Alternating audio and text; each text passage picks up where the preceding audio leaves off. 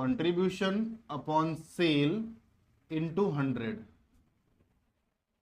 ये टाइप 1, मतलब जब एक ही कंपनी या फिर मतलब एक साल का आपको इंफॉर्मेशन दिया है तो फॉर एग्जांपल आपको 2 साल के, 2 ईयर्स के या फिर 3 ईयर्स के, जो भी होगा, 1 साल के से ज्यादा, मोर देन 1 ईयर, अगर आपको मोर देन 1 ईयर का इंफॉर्मेशन दिया हुआ है तो आप पीवी रेशियो के लिए दूसरा फॉर्मूला यूज करोगे,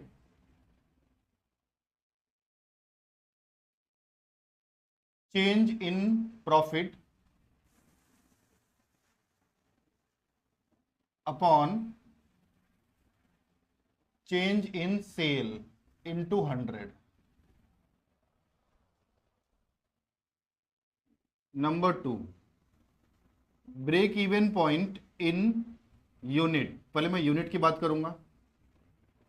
break even point in unit, break even point मतलब क्या? एक ऐसा स्टेज आता है कि जिस स्टेज पे मुझे ना तो प्रॉफिट हो रहा है ना ही लॉस हो रहा है, it is known as a break even point.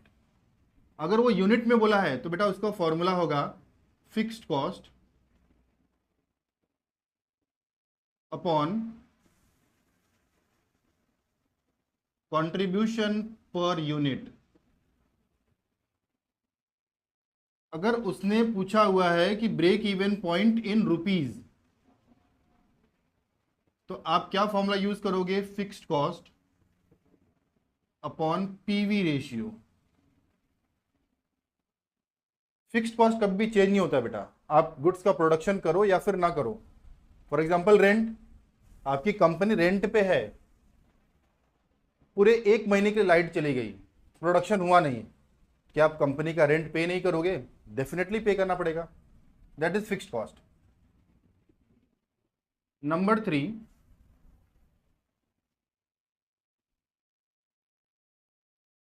Margin of safety actual cell